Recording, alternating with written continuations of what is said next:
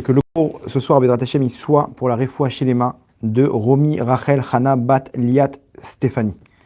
Bezrat Hashem, Mitor Shacholamo Israël. Donc le cours de ce soir, un cours ultra intéressant sur la Parnassa, sur les problèmes d'argent, les problèmes de découvert. Ce soir, j'espère ensemble qu'on va essayer de sortir de ça. On va essayer de vaincre cette clipa de la radinerie qui est en nous, en chacun d'entre nous. Peut-être 98% des gens, 95% des gens, je ne sais pas. On a tous ça en nous. À un certain niveau, il y en a qui l'ont sur certains domaines, il y en a qui l'ont sur d'autres, il y en a qui l'ont à 100%. Et l'argent, c'est quelque chose de très fort chez une personne. C'est ça qui occupe la vie d'une personne de façon principale. Et on voit que tout ce qu'on fait, on court derrière ça. On a besoin de choses dans ce monde-là. On a compris que l'argent, c'est lui qui me donne ce pouvoir pour pouvoir partir en vacances, pour pouvoir m'acheter la voiture de mes rêves, pour pouvoir faire ce que j'ai besoin de faire, de me sentir libre. Et pour ça, on est prêt à travailler 7, 8 heures par jour et entrer dans des trucs incroyables parce qu'on dépend de cet argent-là. Et notre vie, il faut le dire, elle tourne autour de ça. Aujourd'hui, Bezrat Hashem, on va essayer ensemble de se renforcer sur ce domaine-là pour arriver à savoir comment ça marche et comment arriver à réparer tous les problèmes de Parnassa, tous les problèmes d'argent qu'une personne puisse avoir, okay, et de sortir de cette clipa, de sortir de cette emprise et de prendre ça au-dessus, de s'élever par rapport à tout ça, de ne pas être contrôlé par ça, et à ce moment-là, automatiquement, d'arriver à sortir des problèmes d'argent. Bezrat Hashem. Ok. Alors on y va. On va commencer avec une histoire, si vous le voulez bien. L'histoire du Baal Shem Tov avec le Maggid Mimizrich. Le Baal Shem Tov, il avait un élève très connu, son élève principal, c'était le Maggid Mimizrich. Il est venu un jour, il lui a dit, Kvod Rav, j'ai une question. Ils sont arrivés à la parashat Mishpatim, la parashat de la semaine dernière. Ils sont arrivés à la parashat Mishpatim et il a lu là-bas le Zohar dans la parashat de Mishpatim. Le Zohar là-bas des secrets de la Torah, il ramène Dinaya des Gilgula, comme le principe des Gilgulim, des réincarnations. Comment ça marche?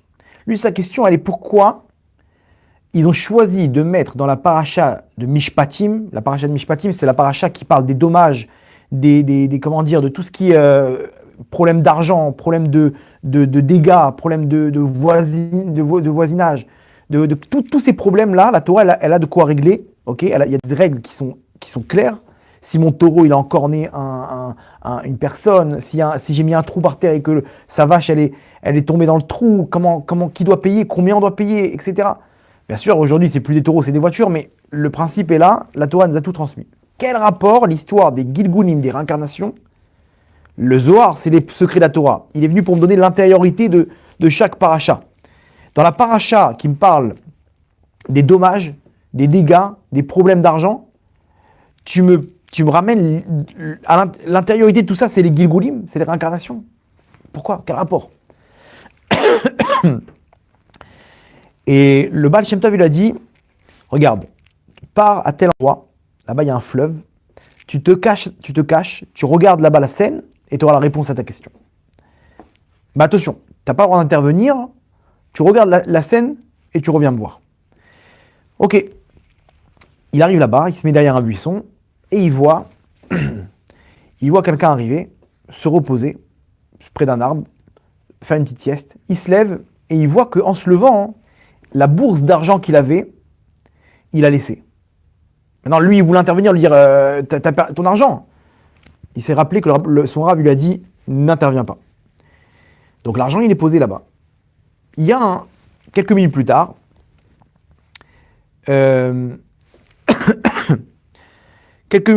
a quelqu'un qui arrive et qui trouve l'argent. Il trouve l'argent, ok, et il dit ouais, magnifique, l'embellit. Il prend l'argent, il s'en va. Une troisième personne, elle arrive, elle va là-bas pour se reposer, et le premier qui a perdu son argent, il revient, il lui dit il est où mon argent? Tu n'as pas trouvé l'argent? Il dit non, j'ai rien vu. Arrête de mentir, il n'y a personne ici, il n'y a que toi, donne-moi mon argent, etc. Jusqu'à temps qu'il a massacré de coups et il a tué. Effectivement, il a vu qu'il n'avait pas l'argent, il a dû sûrement le cacher. Bon, il a vu qu'il est mort, il est parti vite en courant, et voilà l'histoire. Oh, okay, c'est quoi cette histoire? 3 événements, en quelques minutes, il retourne voir son Rav, il dit Rav, j'ai rien compris, j'ai pas la réponse à ma question. Comment de là je peux comprendre l'histoire des Gilgulim sur les problèmes d'argent? Il lui dit regarde bien. Il lui dit tu vois, ces 3 personnes-là, ils sont revenus pour réparer. C'est quoi leur histoire? Leur histoire, elle est simple. Dans une autre vie, ces 3 personnes-là, il y en a 2 qui ont eu un problème d'argent. Ils ont eu un litige. Ils sont partis voir le Dayan, le juge rabbinique, ok, il a eu la flemme d'approfondir un petit peu dans la halakha. Il a tranché en faveur d'une des personnes et il s'est trompé dans la halakha. Donc ce qui fait que l'argent qui a été donné, elle était illégale. Puisque cet argent-là, elle n'était pas selon la halakha, selon les règles de la loi juive. Donc c'est du vol. Donc ils sont revenus les 3 en Gilgoul. Ils sont revenus dans ce monde-là pour réparer. Comment ils ont réparé? Celui qui a perdu l'argent, c'était celui qui avait récupéré l'argent de façon illégale dans la dernière vie. Donc lui, il est venu, il a perdu son argent, il ne retrouve pas son argent, il s'en va. Celui qui retrouve l'argent, c'est celui à qui on a sorti l'argent dans l'ancien Gilgoul. Donc lui, il trouve l'argent par terre, magnifique. On a remboursé son argent, il a récupéré son argent. Le 3e, c'était qui? Celui qui est mort, celui qui s'est fait tabasser, le juge. À cause de lui, il y a eu tout ça, tout le monde est revenu. Lui, il est revenu pour partir de la sorte, se faire tabasser par un mec et mourir. Pour réparer le fait qu'il a mal agi dans la halakha. Il lui dit donc maintenant tu as la réponse à ta question. Il faut savoir que chaque chose chaque chose qui arrive sur Terre, c'est le fruit de réincarnation. Maintenant, il y a une chose qu'il faut savoir, c'est qu'à Kadosh Baruch Hu, il n'y a rien de plus grand à ses yeux que Tzedek ou Mishpat. Hachem, il aime l'honnêteté, il aime la droiture comme ça on dit. Ok? Tzedek. Il aime quand on est droit. Quand il y a un vol, Hachem, il est capable de te dire tu vas revenir lui rembourser. Bon, attends, mais c'est pas de ma faute, c'est la faute du juge. Ok, lui aussi il va revenir, t'inquiète pas, il aura son truc. Mais cet argent-là, il doit revenir chez lui. Bon, selon la Kabbalah, c'est des étincelles, l'argent, etc. Mais Hachem, il te dit, je suis prêt à te renvoyer sur terre si tu dois 1 centime à une autre personne. C'est-à-dire que, alors on ne sait pas si... quelqu'un qui a volé de l'argent, il faut comprendre que si c'est son tikkun et qu'il va se retrouver devant Hachem va lui dire, mon tzaddik, t'as fait tchouva, t'as fait kippour, t'as fait tout. Mais comment tu vas rembourser ça? Attends, mais Hachem, je t'ai demandé pardon sur ce vol. Très bien. Mais le mal est encore là tant que l'argent il est chez toi. Alors qu'est-ce qu'on fait? Et il y a des centaines, voire des milliers d'histoires de gens qui sont partis de ce monde-là et qui sont revenus voir leurs proches en rêve en leur disant, regarde, je dois tel argent à telle personne, rembourse-lui l'argent. Et ils vont voir la personne et lui disent, il vous doit de l'argent? Oui, effectivement. Alors tiens, voilà, on te paye. Combien il te doit? 800 €, voilà, va cacha. Des centaines d'histoires. Pourquoi? Parce que en haut, il n'a pas de repos. Une personne n'a pas de repos tant qu'elle a encore cette faute entre les mains. Cette faute d'argent, en haut, il ne peut pas la réparer, même s'il va au Gehinam, même s'il va en enfer, il ne peut pas la réparer, parce que c'est technique. C'est cet argent-là, il doit revenir dans les mains de cette personne. Donc c'est quoi la seule solution? C'est de revenir sur Terre et de faire un scénario où lui donne à lui. Donc déjà, ça nous donne une vision complètement différente sur l'argent. On ne me prend rien. Lui, je l'ai payé par rapport à un litige, je lui ai donné plus. Non, je lui ai donné ce qu'il doit recevoir. S'il a reçu plus, il ne peut pas. Hachem, il va me sortir de mon portefeuille que ce que je lui dois. Ça vient peut-être d'anciens Gilgoulim, ça vient peut-être d'autres choses. C'est même pas mon problème de savoir le pourquoi du comment. Cet argent-là, il est sorti de chez moi à chez lui, même si c'est de façon malhonnête. Je lui ai prêté de l'argent, il ne m'a pas remboursé. J'ai pas besoin de me mêler. Si cet argent-là, il m'appartient, il reviendra à moi. Hachem, il lui mettra dans la tête de me rembourser. S'il ne me rembourse pas, c'est que c'était pas à moi, c'est pas mon argent. Alors pourquoi tu lui donnes à lui? Peut-être que va savoir, dans une ancienne vie, c'est l'argent que je lui ai volé. Donc maintenant, je suis venu pour réparer. Ok? Ça, c'est la première des choses. Première des choses à savoir, c'est que tous les problèmes d'argent qu'on a, il faut comprendre que la source, c'est parce que Hachem, il aime plus que tout au monde l'honnêteté. Et à partir du moment où on est bancal dans nos rentrées d'argent, alors mesure pour mesure, Hachem, il est bancal avec l'argent qu'il nous donne. Toi, tu prends l'argent de façon illégale, Hachem, il te dit, moi, je vais te donner l'argent de façon illégale. Pour Hachem, c'est quoi de donner l'argent de façon illégale? C'est passer par des découverts, passer par 10 cartes bleues, passer par des galères à la fin du mois, à la dernière minute, il te donne de quoi payer les salaires, et le mec, il est en train de transpirer pour payer son salaire, pour payer son loyer, pour payer ses frais, pour payer des trucs, il a je sais pas combien de dettes. À la fin, son frigo, il est plein. À la fin, il a mangé. Mais il est le couteau à la gorge. Il n'arrive pas à s'en sortir. Tous les mois, il rame. Tous les mois, il rame, que des problèmes d'argent. Si tu es arrivé à un cas où il y a des problèmes d'argent, c'est forcément que toi, tu causes des problèmes autour de toi. À ce moment-là, il faut voir. Il faut se poser, voir quel est le problème. Parce qu'aujourd'hui, malheureusement, on a une mentalité où les choses, elles sont normales. Je ne comprends pas. Le mec, on parle avec une personne, le mec, il habite en Israël, il touche le chômage en France. Il a trois cartes d'identité. Il a je sais pas combien de personnes. Il est tout en même temps. Il est marié, divorcé, il est fou, il a 4 femmes. Il touche les allocations familiales. Il a adopté des enfants. Il a je sais pas combien de statuts. Le mec, il touche 10 000 euros de France. Et il trouve ça normal. Mais quand tu vas maintenant dans le bureau des allocations familiales, tu viens, tu dis bonjour, hop, la femme elle tourne la tête, tu lui prends l'ordinateur. Est-ce que tu as le droit de faire ça ou pas? Bah au Rabat. Personne peut. Ça peut pas monter à l'esprit d'une personne de rentrer dans un bureau de l'État et de prendre un ordinateur. Dès que tout le monde tourne la tête, il vient, il commence à sortir un ordinateur et ça monte pas Maintenant, l'argent, pourquoi c'est normal? Non, mais ils m'ont donné, c'est eux qui m'ont donné. Mais réfléchis. Pense que ce que tu prends maintenant, tu te mets en bras de fer avec Hachem. Parce qu'il y a une chose qu'il faut savoir, c'est qu'Hachem, il aime la justice, il aime l'honnêteté, il aime la droiture. À partir du moment où tu n'es pas droit avec Hachem dans l'argent, eh ben, comprends que les choses, elles seront pas faciles pour ta part. L'argent que tu vas recevoir tous les mois, ça sera une galère. Parce que toi-même, tu fais galérer les gens autour de toi. Combien de gens, ils ont emprunté de l'argent et ils ne remboursent pas? Et ils font souffrir d'autres personnes. Alors, c'est normal qu'Hachem, il ait du temps à la payer. Ils ont des dettes partout. Tu dois payer quelque chose. Tu dois payer l'école des enfants. Tu dois payer le GAN. Tu dois payer. Demande l'autorisation. Mais si tu n'as pas le droit s'ils t'ont pas autorisé à repousser la dette, tu dis, ok, remboursez-nous quand vous voulez. N'ayez pas peur, il n'y a pas de pression, etc. Mais s'ils ne t'ont pas dit ça, derrière, eux, ils galèrent. Ils galèrent pour payer leurs frais. Donc toi, tu galères pour recevoir l'argent d'Hachem. Hachem, il te fait galérer de la même manière, mesure pour mesure. Mesure pour mesure. Tous les problèmes d'argent qu'on a, ils viennent de là. Ils viennent parce que nous-mêmes, on cause des problèmes autour de nous avec notre argent. On fait du mal avec notre argent et on prend... Et combien, Hachem Yarachem, mais combien, chez chaque personne aujourd'hui, vous voyez dans les serviettes d'hôtel. Novotel, truc, machin. C'est du vol. Entre nous. Ah, ils en ont plein. Le mec, il a un peignoir du truc à Elat et machin. D'où tu sors ça? Je sais pas, je l'ai pris à l'hôtel. Pour lui, c'est normal. Mais attends, même 1 euro, t'as pas le droit de le prendre. Non, mais ils en ont plein, etc. Mais c'est du vol. C'est du vol. Quelqu'un, il vient chez toi, il voit que t'as plein de chaises, il repart avec 2 chaises. Tu vas dire, attends, mais qu'est-ce que tu fais? Et ça impacte la réussite dans votre vie? Hein? Ça impacte la réussite dans votre vie? Quand une personne qui avec des autres, ça impacte à ce qu'on réussisse? C'est ça, c'est ce que je veux dire. Le début du cours, c'était que Akadosh Baruch Hu, il aime la justice. Akadosh Baruch Hu, Oev Tzedek u'Mishpat. Il aime quand tu es droit, quand tu es honnête.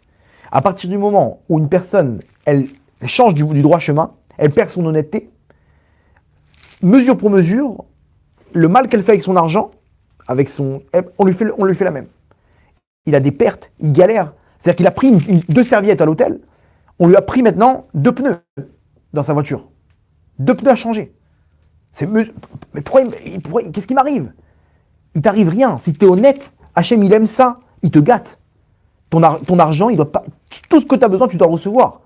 Ce qui s'est passé en Égypte, où ils ont reçu la manne, c'était devant leur tente. Ils sortaient de leur tente, ils avaient directement la nourriture qui descendait du ciel. On nous dit que. Pourquoi on nous raconte ça? Pour nous dire que c'est exactement pareil aujourd'hui. L'argent, il doit venir dans ton compte en banque sans aucun problème. Pourquoi il met du temps à arriver? Parce que mesure pour mesure. Toi-même, tu fais du mal avec l'argent. Donc, Hachem, il te fait du mal avec l'argent. Il te fait galérer. toutes les galères d'une réussite d'une personne dans l'argent, ils dépendent de ça. Pourquoi? Parce qu'Hachem, il faut savoir une chose, Akadosh Baruch Hu, il aime l'honnêteté. Alors nous-mêmes, on se permet de contourner. Et j'ai entendu comme ça des gens, ils disent non, mais parce qu'eux, ils nous ont volé à la Shoah, donc nous, on se rembourse. Rentre pas dans ça. Rentre pas dans ça parce que si jamais cet argent-là, il te reviendra, t'inquiète pas. Ils feront une erreur, ils te donneront de l'argent et des trucs, tu partiras pas les mains vides, n'aie pas peur. Mais de là à faire des arnaques pour pouvoir récupérer de l'argent sous prétexte que peut-être que dans une ancienne vie ou à d'autres juifs, ils ont volé de l'argent. Et si c'est pas ça, tu vas revenir en Giloul pour réparer. Tu reviens en Giloul à tel point, Hachem il te dit, ça sur ça mon fils, je peux rien faire pour toi. Je peux pas laisser passer. Parce que techniquement la faute elle est là dans tes mains. Quand tu reviens, t'as pas remboursé, tu reviens en haut, tu me dis, Hachem il te dit, je te pardonne sur tout. Mais ça, tant que l'argent il est chez toi, le dommage il est fait, et qu'il n'a pas retrouvé son argent, cette personne-là à qui t'as pris cet argent, je peux pas te rentrer dans ta place au Gan Eden. Vous vous rendez compte jusqu'où ça va? Jusqu'au Gilgulim. Et le mec il revient, il peut faire un aller-retour, il rend de l'argent, et il repart. Voilà. À tel point, imaginez-vous jusqu'où ça va. Ok, c'est sûr qu'il ne va pas venir que pour ça. Hachem, il va prendre des étincelles de sa Neshama dans d'autres étincelles et faire une nouvelle Neshama par rapport à ça. Il va pas, ou peut-être il va le faire revenir en Hibour, il va faire un aller-retour chez quelqu'un qui est déjà là sur terre. Mais Hachem, il te dit, je ne peux pas laisser passer. Je ne peux pas laisser passer ce truc-là. Tu as volé de l'argent, tu dois rembourser. Pourquoi? Parce qu'Akadosh Baruch Hu, il aime Tzedek u'Mishpat. Hachem, il aime l'honnêteté. Donc,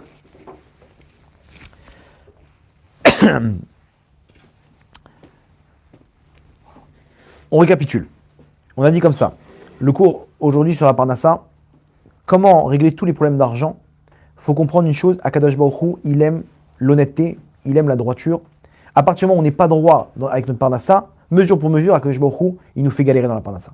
Tous les problèmes d'argent qu'on a aujourd'hui, ils dépendent de ça. La Gemara dans Brachot, elle ramène l'histoire avec Ravashi. J'ai déjà raconté cette histoire. Que lui-même, il avait du vin, des tonneaux de vin qui ont tourné au vinaigre. Ils ont tourné au vinaigre, ok. Et il a cherché, il a réfléchi comment c'est possible, etc. Il sait très bien qu'il n'y a pas de faute, il n'y a pas de douleur sans faute. Donc tout ça, c'est le fruit d'une faute. Il a réfléchi jusqu'à temps qu'il a demandé conseil à ses élèves. Ses élèves ont dit peut-être qu'il y a du vol. Il dit quoi? Vous pensez que j'ai pas pensé au vol? Je suis bien sûr que j'ai pensé au vol. J'ai rien trouvé. Il dit non, peut-être le jardinier là-bas, c'est un peu bancal ce qui se passe avec lui. C'est quoi le problème du jardinier? Il lui dit c'est quoi le problème? Lui-même, il s'est permis de prendre son salaire tout seul. Il prend du raisin, il prend des trucs, etc. Donc moi, je lui ai réduit son salaire. Alors ils l'ont dit peut-être que c'était pas à toi de te mêler dans les comptes d'en haut. Il dit vous avez raison. Il a fait le calcul, combien il lui a enlevé, il lui a remboursé. Imaginez-vous, c'est même pas du vol, il s'est remboursé sur le salaire qu'il lui donne. Mais attends, peut-être c'est à Akadosh Baruch Hu de lui faire le compte. Qui me dit que c'est à moi de venir lui prendre? Et si maintenant lui, il a une raison valable ou quoi que ce soit, c'est du vol. À son niveau, c'était du vol. Il a remboursé l'argent. La Gemara a dit, là-bas, il y a eu un miracle. Les tonneaux de vinaigre, ils se sont retransformés en vin. Il y a un deuxième avis qui dit que le miracle, c'est que le prix du vin, il est monté à des sommes folles. Il y a eu une pénurie de vinaigre. Le prix du vinaigre, il a monté. Et donc, il a vendu les tonneaux de vinaigre plus cher que le vin. Et la Gemara dit que le deuxième miracle, il est plus grand. Pourquoi? Parce qu'imaginez-vous, Hachem, il a changé tout le système pour faire monter le vinaigre. C'est encore plus grand ce qu'il a fait comme changement dans le monde pour faire monter le prix du vinaigre. Donc lui, il a des problèmes de parnassa, il a des problèmes d'argent. Son vin maintenant, il ne peut plus le vendre, c'est du vinaigre. Il va toucher des clopinettes. Il y avait du vol, il a réparé le vol, sa parnassa, elle a été réparée. Tout simplement. Pourquoi? Parce qu'Akadosh Baruch Hu, il aime la droiture, il aime l'honnêteté. Quand on a compris ça, alors on a tout compris. Je sais que maintenant, je peux rien prendre. Je peux rien prendre à personne. Ce que je prends, ça ne m'appartient pas, ça va revenir chez son propriétaire, de gré ou de force, ou dans un autre Gilgoul. Ça reviendra à son propriétaire. La Gemara, elle donne l'exemple. Elle dit que ça ressemble à des œufs. Tu as pris des œufs comme ça d'un nid, ok, tu les as pris chez toi. Ok, donc tu as l'impression que c'est à toi. À partir du moment où le petit oiseau il sort, l'oisillon il sort, il s'envole, il prend son envol, il retourne chez sa mère. Ok? Je vais dire, ah non, mais il était chez moi. La Gemara dit, l'argent volé, c'est exactement pareil. Cet argent-là, il est chez moi que temporaire. Mais au bout d'un moment, il va retourner chez son propriétaire. De gré ou de force. Pourquoi? Parce que ça ne m'appartient pas. Ça ne m'appartient pas. Et Akadosh Baruch Hu, il sait à qui donner, où, comment. Moi, tous les problèmes que j'ai, c'est parce que l'argent que j'ai, il ne m'appartient pas. C'est de l'argent qui est malhonnête, qui n'est pas cachère. Donc il doit revenir chez son propriétaire. Il revient peut-être pas en argent. Il revient chez son propriétaire avec des galères, etc. Des problèmes de shalom bayit, des problèmes d'éducation, des problèmes dans tous les sens de déménagement, etc. Parce que ici, il n'y a pas la bracha. Parce que l'argent, il vient il revient à son propriétaire, il vient du mauvais côté. Ok? Et entre nous, on connaît la suite. Tous les gens qui ont volé, on sait très bien. Ici à Ashdod, des gens qui ont arnaqué des millions et des millions à la France. Aujourd'hui, on sait où ils sont. Pendant des années, ils étaient bien, etc. Mais à la fin du film, on la connaît. Hachem, il déteste ça. Et à la fin, Hachem, il passe à l'acte. Et heureusement qu'Hachem, il passe à l'acte dans ce monde-là. Parce que sinon, il faut revenir. Il faut revenir pour réparer. Une petite histoire maintenant, dans le Tanakh avec David Améler. À l'époque de David Améler, on nous raconte comme ça que pendant 3 ans, il y a eu une grosse famine. 3 ans de famine, ils ont galéré pour trouver leur parnassa, il n'y avait plus de pluie, rien du tout. Et ils ont cherché à savoir d'où ça vient, etc. Jusqu'à qu'un moment, ils sont arrivés, et David Améler, il a trouvé le problème. Le problème, c'était quoi? C'est qu'il y a 6 givonim, je vais expliquer c'est qui les givonim, 6 givonim, on leur a enlevé, on leur a porté atteinte à leur parnassa, à leur revenu. On leur a porté atteinte à leur parnassa, et à cause de ça, tout le Ham Israël, il a souffert de 3 ans de famine. 6 mecs, ok, on a touché à leur argent, il y a eu une fraude quelque part, on leur a enlevé leur parnassa, ces 6 mecs-là, ils ont enlevé la parnassa de tout le Ham Israël. Bon, alors c'est qui ces Givonim? Regardez de qui on parle.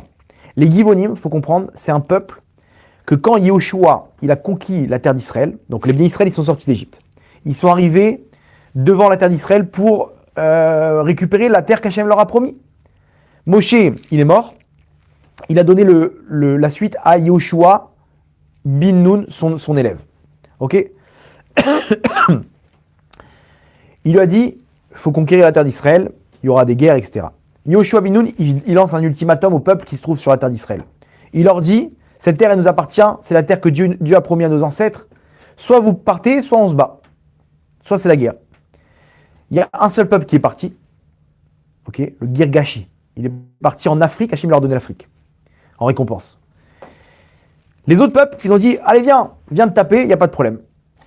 Et Yehoshua, là-bas, il rentre en guerre avec plusieurs peuples, et là-bas, victoire sur victoire. Tac, tac, tac.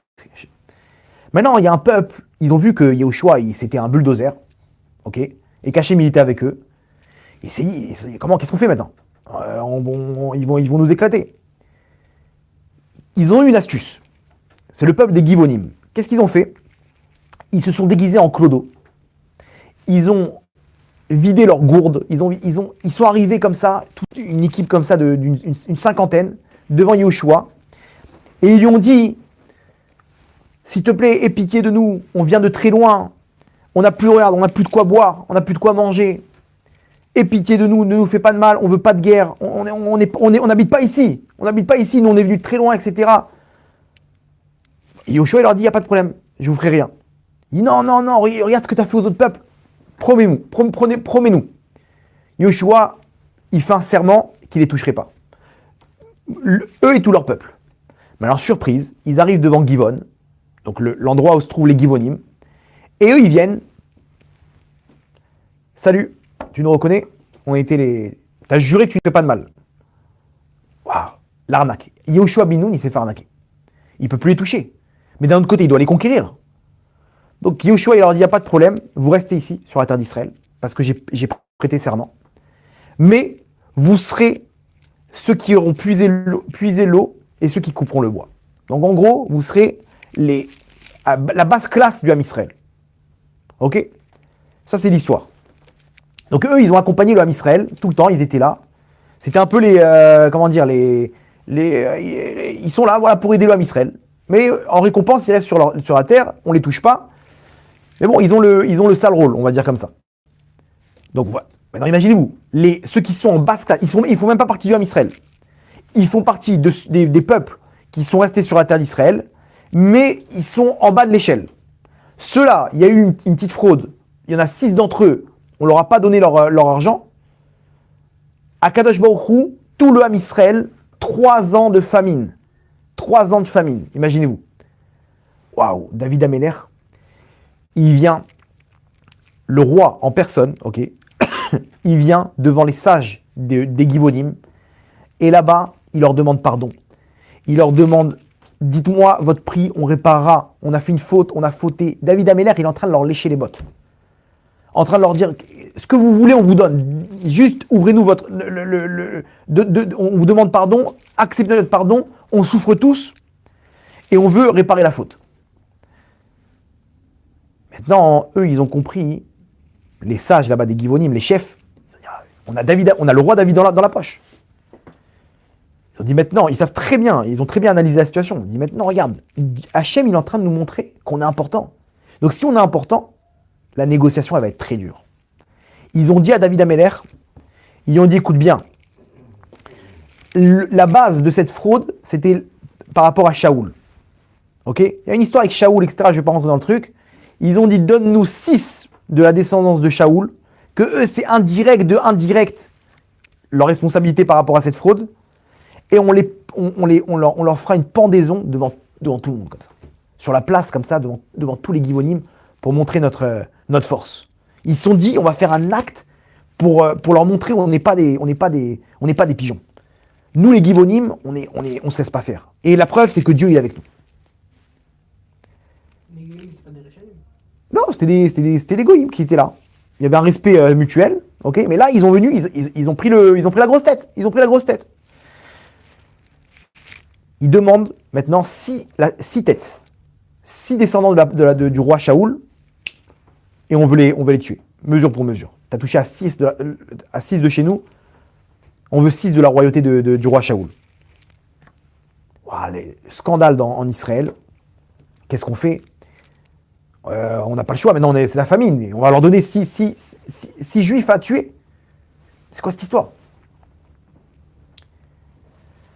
David Améler, il prend une décision, il réunit un tribunal rabbinique, il prend une décision, il fait une conférence de presse, et David Améler, il change. Il leur fait un coup aux Givonim que même dans leurs rêves, dans leurs cauchemars les plus noirs, ils n'auraient pas pu imaginer. David Améler, il ne se laisse pas faire. Il fait une conférence de presse, il annonce le psak halacha, ok, la halacha, il tranche la halacha, qu'à partir de maintenant, les Givonim ne pourront plus rentrer dans le Ham Israël. Interdit toute conversion des Givonim dans le Ham Israël. Quoi ?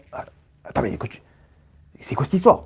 Imaginez-vous, David Améler, il vient, il redistribue les pions. Il vient et il annonce, les Givonim ne peuvent plus se convertir.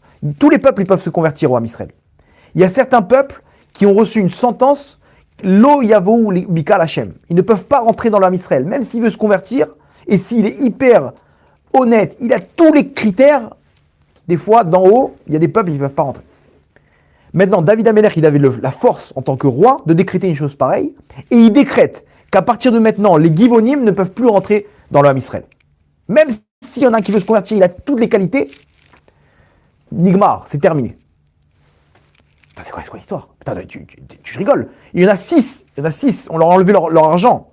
Hachem, il a fait 3 ans de famine. Maintenant, toi, tu viens, tu vas massacrer tout un peuple de Givonim, tu vas les humilier. Qu'est-ce qui va nous arriver maintenant ? David Améler, il dit, n'ayez pas peur. David Améler, il savait très bien lire la carte, et il a compris une chose ici. C'est quoi l'histoire ? David Améler, il sait très bien une chose. Hachem, il aime Tzedek ou Mishpat. Hachem, il aime l'honnêteté. Ici, nous, on n'a pas été honnêtes. Il y en a 6 qui ont pris, ok, 6 des Givonim, et ça n'a pas d'importance d'où ils viennent. C'est des Goïm, des Juifs, ils sont en bas de l'échelle, en haut de l'échelle, ça n'a aucune importance pour Hachem. Hachem, il aime l'honnêteté. T'as arnaqué des Goïm, ok, c'est pareil. T'as arnaqué des Goïm, Hachem, il vient et il tape du poing sur la table. Il dit, ça, j'aime pas. Ça, je déteste.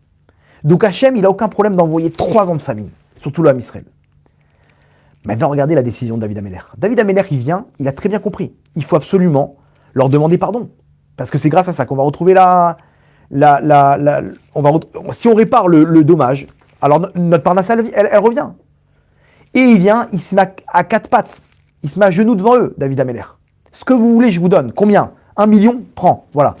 Tu veux quoi? Un territoire? Prends. Tu veux un palais? Prends. Ce que tu veux. C'est quoi le problème?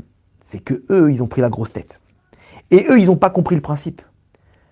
Eux, ils n'ont pas compris qu'Hachem, il aime la droiture. Qu'est-ce qu'ils ont demandé, eux? Ils ont demandé l'injustice. Ils ont demandé maintenant, ils ont fait du zèle. Ils ont dit maintenant, donne-nous 6 têtes de la royauté.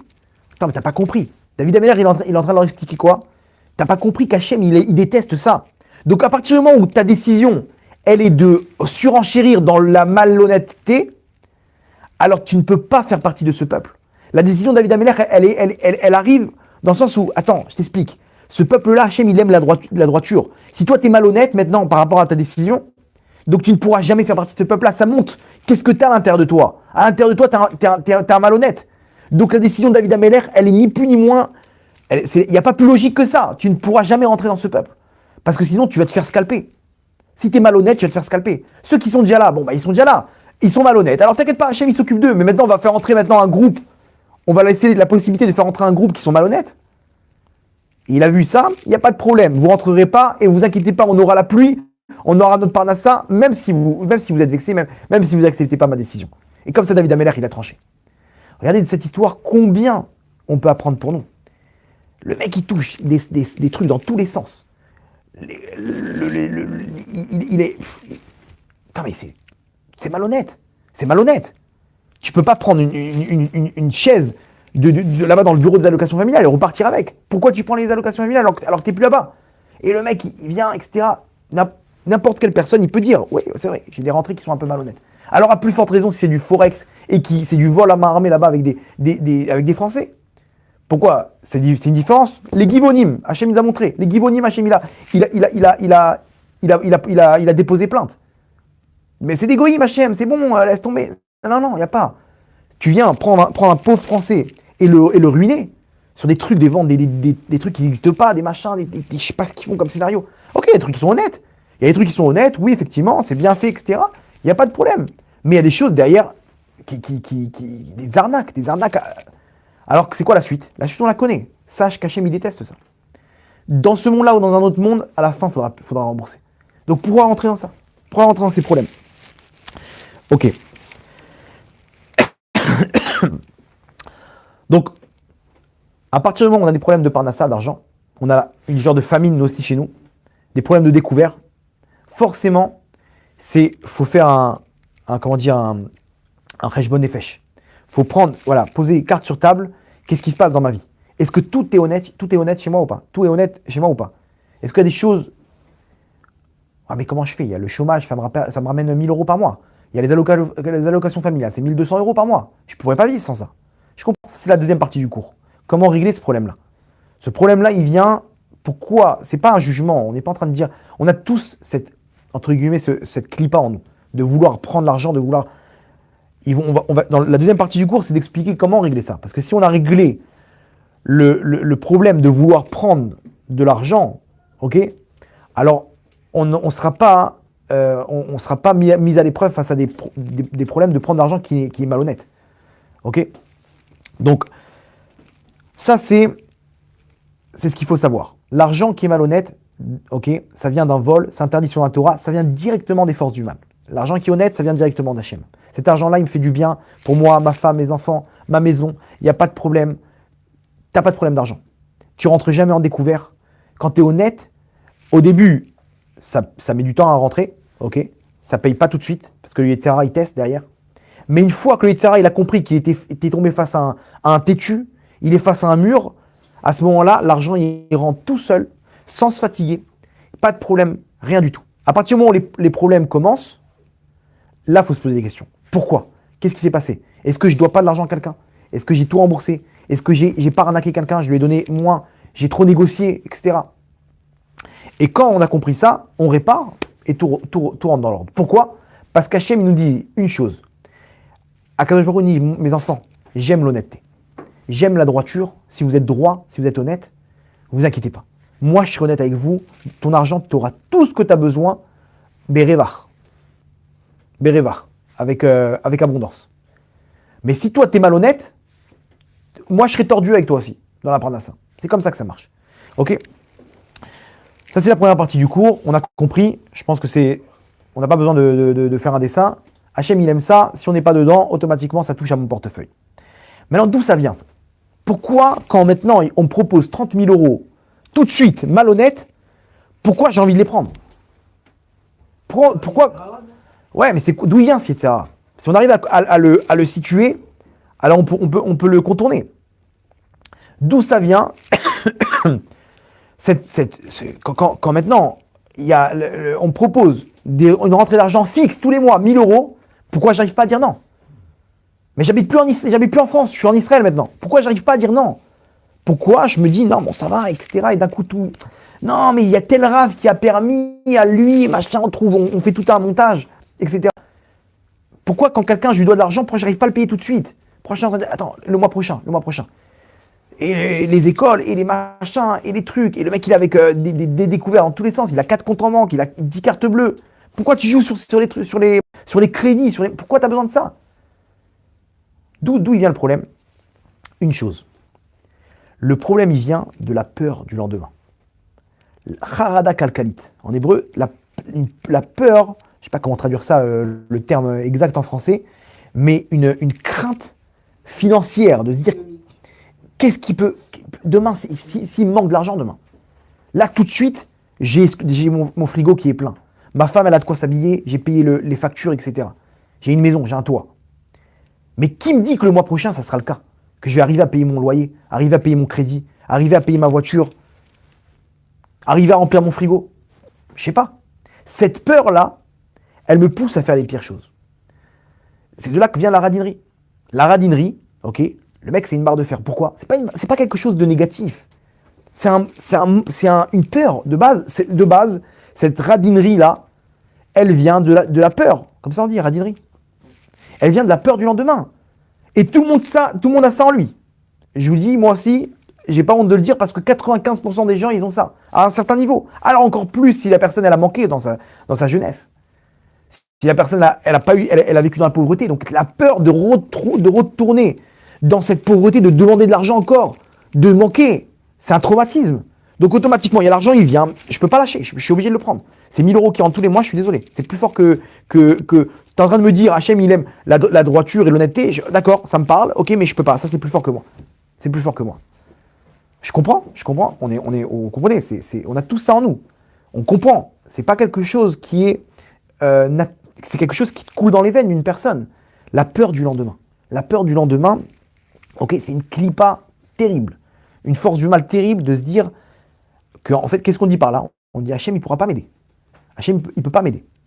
Donc, je suis obligé de me débrouiller tout seul. Donc, je prends ce qu'il faut prendre. Mais 2 secondes, demain, Hachem, il sera là aussi. Hachem, il était là hier, ok? Refais ton histoire. Comment Hachem, il t'a aidé, il t'a donné ta maison. Et de là-bas, tu as trouvé le montage pour payer le crédit. Et tu as pu manger. Tous les pessards que tu as fait, comment elles étaient les tables? Les Shabbats, comment elles sont les tables? Ok, il y a ce qu'il faut, il y a ce qu'il faut. Les habits, t'es bon? T'as jamais eu de problème de chauffage ou de problème d'électricité? Ok, il y a eu des petites périodes sympathiques, ok, des petits loopings. Mais sinon, t'as eu ce qu'il faut. Ok. Le passé, on le connaît? On le connaît. Le futur, on le connaît pas. Mais je peux me baser sur le passé pour pouvoir comprendre qu'Hachem, il m'abandonnera pas. Parce qu'Hachem, il a toujours été là pour moi. Hachem, il a toujours été là pour moi. Il y a eu des problèmes de Parnassa, c'est vrai. J'ai galéré. Mais pourquoi Hachem m'a laissé là-bas? Parce que je devais réparer des fautes. Mais il m'a jamais abandonné. La preuve, c'était quoi? C'est que je suis toujours là. Et tout va bien. Et surtout aujourd'hui. Aujourd'hui, on est dans une abondance terrible. Donc Hachem, il m'abandonnera pas. Et le fait que j'ai peur du futur, je suis en train de dire à Hachem, je suis désolé, mais je ne peux pas compter sur toi. J'ai besoin de me débrouiller tout seul. Et cet argent-là, il vient devant moi. Je suis obligé de le prendre. Je suis obligé de le prendre. Je suis désolé Hachem, je sais que tu n'aimes pas ça. Je sais que tu détestes ça. Mais c'est trop dur. C'est trop dur. Cette personne-là, on le comprend. Et on va essayer maintenant on va essayer de régler ça. D'arriver à sortir et à combattre et à vaincre cette barre de fer qui est en nous. Ok? Donc, j'ai réuni 4 choses principales, ok, pour pouvoir essayer, Bezrat Hashem, de sortir de cette clipa. Bon, je vous dis ça, moi je suis avec vous, hein. Je ne suis pas en train de dire que je suis au niveau, je suis à ce niveau-là, etc.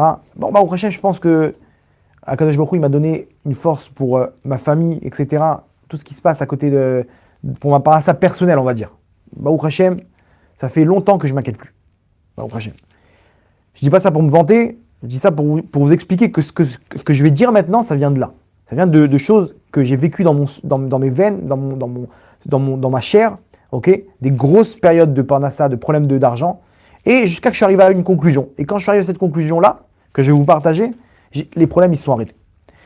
Maintenant, pourquoi j'ai besoin de me renforcer? Parce que maintenant, Hachem, il me donne d'autres objectifs qui sont beaucoup plus grands qu'une simple famille, ok, avec des projets de trucs qui demandent beaucoup, beaucoup d'argent, une yeshiva, des choses vraiment importantes. Et là, j'ai pas la émouna. J'ai pas la émouna de ça. J'arrive pas à me dire qu'Hachem, de la manière qu'il peut te donner pour une famille, il peut te donner aussi pour 50 élèves, 100 élèves, il peut donner un bâtiment. Je suis pas encore à ce niveau-là. Donc ensemble, on va essayer de se renforcer pour essayer de sortir cette radinerie, cette barre de fer qui est en nous. Première chose, d'abord, il faut comprendre une chose. Tout ce qui m'arrive, ok, tout ce qui m'arrive, c'est décrété au début de l'année à Rosh Hashanah. Tous les bonheurs que je vais avoir, toutes les douleurs, tout ça, c'est décrété à Rosh Hashanah. Des fois, on oublie qu'Akadosh Baruch Hu, il m'a tout décrété à Rosh Hashanah, tout ce que j'ai besoin. Akadosh Baruch Hu, il se trompe pas. Il se trompe pas. S'il a décidé maintenant qu'il y a une perte d'argent, c'est pas pour rien. S'il a décidé que il sait très bien les besoins que j'ai. J'ai une voiture, j'ai tant d'enfants, j'ai une femme, j'ai une maison, j'ai tant de loyers, j'ai tant de crédits, etc. T'inquiète pas qu'Akadosh Baruch Hu, il a tout pris en compte et il t'a décrété tout ce que tu dois avoir. Le problème, c'est quoi? C'est qu'Akadosh Baruch Hu, il a aussi décrété la quantité de souffrance que tu dois avoir et la quantité de bonheur que tu dois avoir sur Terre. Excusez-moi. Maintenant, quand moi, je me trouve face à 30 000 euros qui sont malhonnêtes et que je décide de les prendre. Donc, Hachem, il te dit, mon fils, c'est dommage. Ces 30 000 euros, je te les ai décrétés à Rosh Hashanah. Mais toi, tu as la possibilité de le prendre de façon cachère ou de façon pas cachère, de façon honnête ou de façon malhonnête. Quand je décide de prendre ces 30 000 euros, c'est qu'il me manque cette information. Parce que là, Hachem, il te dit, mon fils, ne le touche pas, n'aie pas peur, ces 30 000 euros, je vais te les donner. N'aie pas peur, tu manqueras de rien. Peut-être que tu ne les verras pas tout de suite. Mais sache une chose, qu'à partir du moment où tu as laissé passer ces 30 000 euros malhonnêtes, tu viens de décréter sur toi une sécurité financière sur ta famille et tes enfants et tes petits-enfants. Ça va peut-être pas se chiffrer en 30 000 euros, mais ça va se chiffrer en une assurance financière sur le long terme. Un CDI, ce qu'on appelle un CDI, ok? Spirituel. Donc, ça vaut le coup ou pas? Maintenant, il nous manque cette information. On ne peut rien te prendre. Ce mec-là, il t'a pas remboursé, ça t'appartenait pas. Il n'y a personne au monde qui peut te prendre même 1 centime d'euro, 1 shekel, si Hachem en haut, il n'a pas décrété. Pourquoi Hachem il décréterait? Parce que c'est comme ça.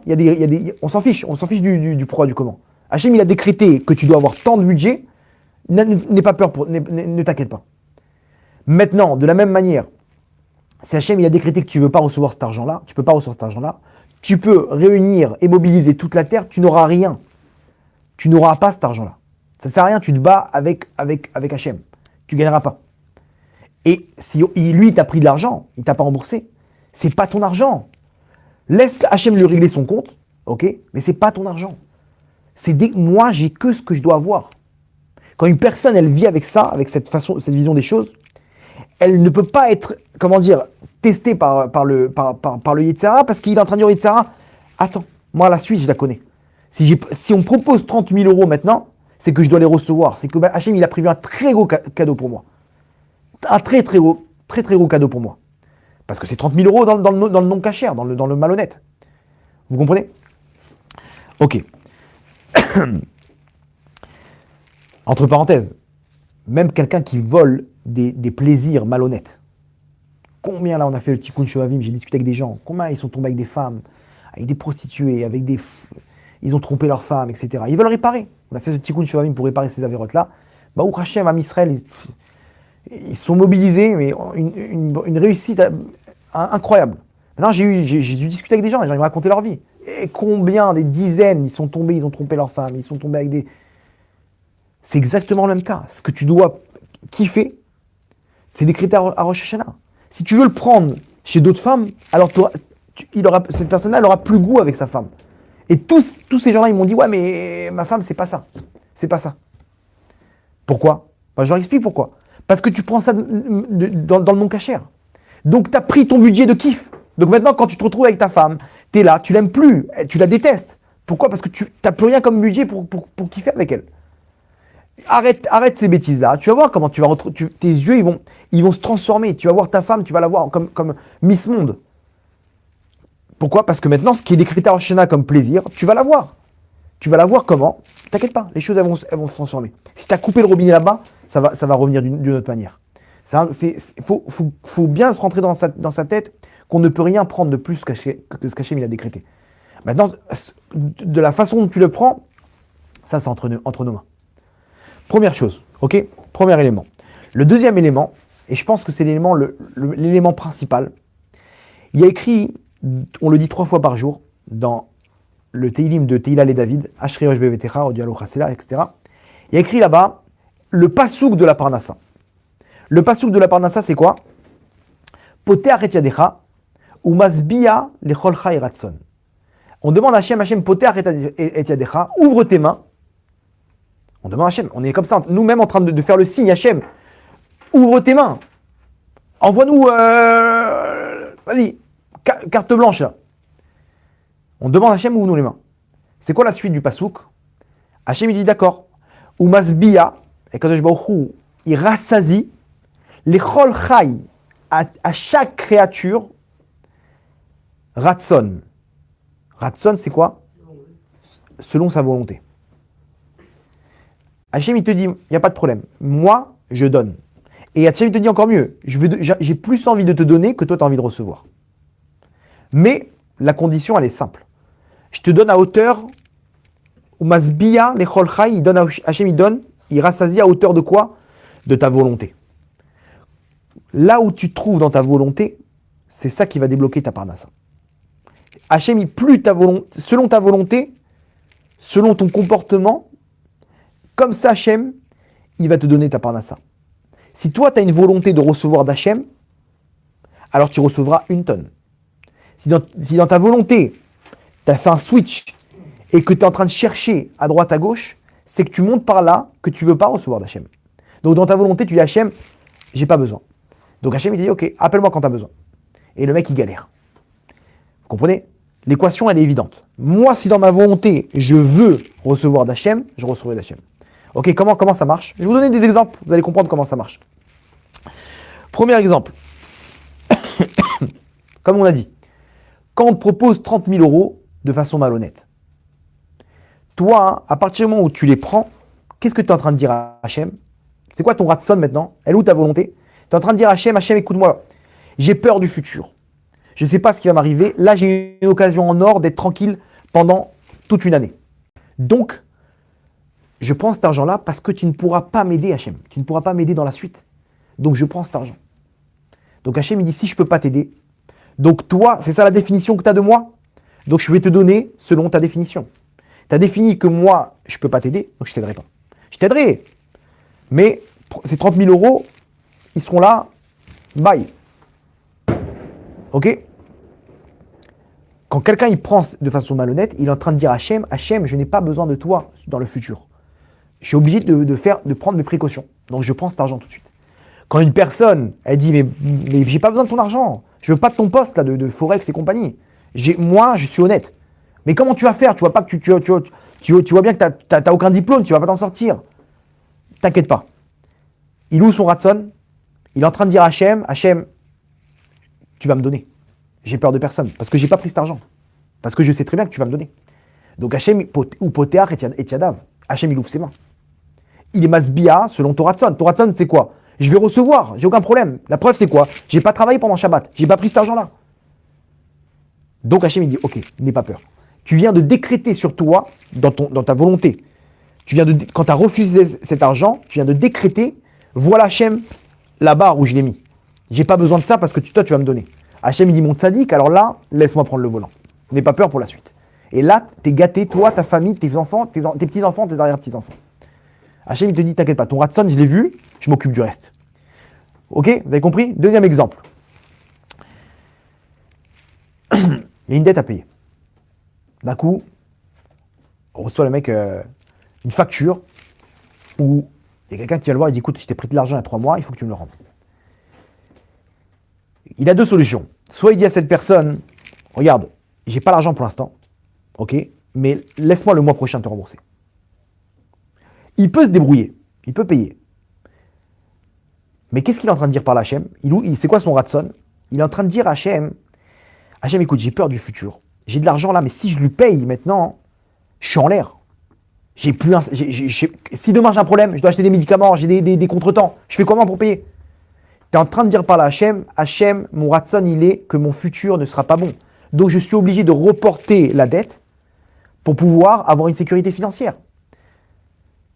Et donc, Hachem, il te dit, ok, appelle-moi quand tu as besoin. Est-ce que vous pensez qu'il va recevoir de l'argent maintenant? Il vient de décréter sur lui des galères de Parnassa. Par contre, s'il vient et qu'il s'engage à rembourser toutes ses dettes, et il fait un prêt pour ça, à ce moment-là, Hachem, il lui dit, c'est quoi son ratson? Il est en train de dire, Hachem, je vais payer toutes mes dettes jusqu'à temps que j'ai plus rien en poche. Pourquoi? Parce que je suis persuadé que toi, tu vas me donner de ce que j'ai besoin. Donc son ratson, il est où? Hachem, je suis avec toi. Je sais que tu me donnes, c'est toi qui me donnes. Donc Hachem, il lui ouvre les portes. Ok? Troisième exemple. Il voit les enfants chez lui en train d'allumer les lumières, et il allume les chauffages, etc. Et lui, il est là derrière en train de... Attendez, doucement avec les chauffages, là. Attends, mais laisse-les, les pauvres, ils sont en train de crever de froid dans la nuit. Il voit déjà la facture. Et le jour de l'arrivée de la facture, c'est Gog ou Magog à la maison. Tu vois, je t'ai dit de ne pas toucher, je t'ai dit, le masgan, t'as laissé allumer, t'as oublié d'éteindre, t'as oublié de... Pourquoi? Il est où ton ratson maintenant? T'es en train de dire par là, Hachem, voilà, je suis en train de galérer, je suis obligé, moi, de leur dire de baisser le masgan, de baisser le chauffage pour économiser 200 € de facture par mois. Parce que tu ne peux pas m'aider. Donc, comme tu ne peux pas m'aider, Hachem, je suis obligé de prendre les choses en main. Alors, bien sûr, il y a du baltachrit, etc., il faut faire attention. Mais sois cool. Sois cool. Vous comprenez? Par contre, ce mec, il est cool. T'as besoin, prends. Le chauffage, vas-y. T'as besoin. Ok, qu'est-ce qu'il faut? Prends. Vas-y. Il part avec sa femme faire des courses. Et il voit, elle remplit le caddie. Il va faire du shopping avec elle et il prend. Et lui, il est là, il commence à avoir la fumée qui lui sort des narines. Un petit etc. comme ça, qui arrive. Si tu n'arrives pas à contrôler ça, tu es en train de dire à Hachem, bon, Hachem, j'ai pas le ratson que tu me payes ce caddie. Donc le futur qui vient de décréter sur lui, il sera en l'air. Par contre, s'il vient et qu'il met à l'aise sa femme, etc., il lui dit, prends ce que tu as besoin, il n'y a pas de problème. Tu n'as pas besoin, on va pas dépenser l'argent qu'on n'a pas besoin. Et elle comprend sa femme, elle est avec lui dans la même histoire, c'est très bien, elle veut pas des problèmes de Parnassa. Mais des fois, elle s'oublie. À partir de ce moment-là, quand il est là, et c'est ça qu'il décrète, il dit, il est large, il décrète Hachem, voilà Hachem, moi j'ai mis la barre large. Hachem, il dit, mon fils, moi je mets la barre large. T'inquiète pas, ta Parnassa, elle sera large. N'aie pas peur, parce que tu viens de décréter sur toi une Parnassa large. Ok? Quand le mec, il est là, je fais un dernier exemple, il doit payer des trucs et il commence à commander une nouvelle carte de crédit pour pouvoir profiter du découvert de la carte de crédit. Il commence à faire il fait un montage, le mec. Il arrive à payer des trucs. Qu'est-ce qu'il est en train de... Il est où son ratson là? Il est en train de dire Hachem, je n'ai pas besoin de toi. Je peux faire des montages. J'ai 10 cartes de crédit, j'ai des dettes dans tous les sens et des crédits et des machins. Je dis, mais pourquoi tu fais tout ça? N'aie pas peur pour la suite. Non, mais j'ai besoin de ça. Alors attends, pour l'instant, tu ne peux pas te payer. Tu peux pas, il n'y a pas, c'est pas grave. Il n'y a pas. Tu ne vas pas donner l'argent à Hachem, il n'y a pas. Ok. Mais là, quand tu viens prendre cette décision, tu viens de décréter sur toi un futur meilleur. Ok. Je vais raconter une histoire qui m'est arrivée, une histoire personnelle. Avec ma femme, on a eu des grosses épreuves dans la Parnassa. Vraiment. On a eu des épreuves, Mais c'était Indiana Jones. Des aventures terribles, vraiment. À tel point qu'on s'est retrouvé un Shabbat avec une boîte de thon et du pain. Tellement que, vraiment des trucs, tout ce qu'on faisait, tout ce qu'on touchait, c'est pas qu'on était en l'air, on la tête sur les épaules. Ma femme, elle travaille, la personne, elle paye pas. Moi, je me retrouve dans un kollel, je dois recevoir une bourse de 2800 shekels. Le mec, il m'annonce que les donateurs, ils l'ont mis en plan, il peut pas payer. On se retrouve avec les 2 sources de Parnassa qu'on avait pendant 3 mois, zéro. On vient de commencer, on est parti en l'air, etc. On a dû déménager parce qu'on n'avait pas de quoi payer. Laissez tomber, des trucs de fou. Maintenant, automatiquement, ça crée un traumatisme. Je vivais tout le temps avec la peur de me dire, est-ce qu'il va me manquer, est-ce qu'il va me manquer. Non, on ne peut pas dépenser là-bas, on ne peut pas faire ci, etc. Et j'avais cette clipa en moi qui commençait à s'installer. Alors que j'ai manqué de rien dans mon enfance. Mais j'avais cette clipa qui commençait à s'installer. Et on a vécu comme des clodos, entre guillemets. Hein. Au Hachem, on avait tout ce qu'il fallait. Mais dans notre pensée, on était des clodos. Dans notre ratson, si vous avez bien compris maintenant ce qu'on a expliqué, on était des clodos. Non, attends, on ne peut pas dépenser comme ça, il faut faire attention. Pourquoi ? Parce que, attends, je suis au kollel et elle est comme ça, etc. Donc, on ne peut pas se permettre. Vous comprenez le blocage que j'ai eu ? Jusqu'à un moment où on arrive à un découvert incroyable. Et comme ça, au Hachem, j'arrivais à trouver tout le temps des astuces pour payer le loyer. Et comme ça, je jonglais sur les découverts et sur les trucs et machin. Jusqu'à un moment où je suis arrivé à une décision. Je me retrouve j'ai battu le record du découvert. La banque, ils m'ont appelé, ils m'ont dit, voilà, écoute bien. Le dossier, il peut passer aux avocats. Ok, il peut passer aux avocats parce que ce découvert-là, il est trop grand, etc. Ça fait trop de temps que tu es en découvert. Donc le dossier, à partir du moment où ça continue comme ça, il passe entre les mains des avocats, des huissiers, etc. Et à ce moment-là, tu dois rembourser, quoi. De gré ou de force. Waouh, je me suis dit, comment on fait maintenant ? Maintenant, au niveau Parnassa, j'ai fait toutes les ségoulottes qui existaient au monde. Maaser, Birkat Amazon, tout ce qui existe au monde. Je me suis dit, mais qu'est-ce qui se passe ? Pourquoi ? Qu'est-ce qui m'arrive ici ? Pourquoi j'arrive pas à sortir de ça ? Et j'ai besoin de ça, pas pour moi. Moi, je m'en fiche, je ne veux pas m'acheter des villas et des voitures. Moi, j'ai besoin pour étudier la Torah. J'ai besoin pour te servir, Hachem. Je demandais ça de façon avec le cœur pur. J'étais pas en train de demander des plus et des bonus. Et d'un coup, j'ai capté. J'ai dit, mais une espèce de barre de fer. T'es qu'une barre de fer. Le mec, il est là en train de vivre comme un clodo. Dans ta tête, t'es une barre de fer. T'es en train de jongler sur les découverts. Et le mec, il a des dettes dans tous les sens. Et il est en train de, tout simplement, de dire à Hachem, Hachem, je suis un clodo. Voilà ce que je suis. Je suis un clodo, donc Hachem, il dit, ok, bon, appelle-moi quand t'as besoin. Et à cause de ça, que des épreuves de clodo. Vous comprenez ? J'ai pris une décision, j'ai dit, attends, mais j'en ai marre d'être une barre de fer. Maintenant, je vais vivre comme un Ben Shel Meler. Je suis le fils d'Hachem. Hachem, c'est fini les découverts. C'est fini les dettes. J'ai appelé la banque, j'ai dit, ok, je peux faire un crédit ou pas ? Ils m'ont dit, bien sûr. Je vais faire un crédit pour rembourser toutes mes dettes. Combien j'ai de découvert ? Tant. Ok. Donnez-moi un crédit, comme ça, ok. Écoutez bien ce que j'ai demandé. Maintenant, je veux être interdit de découvert.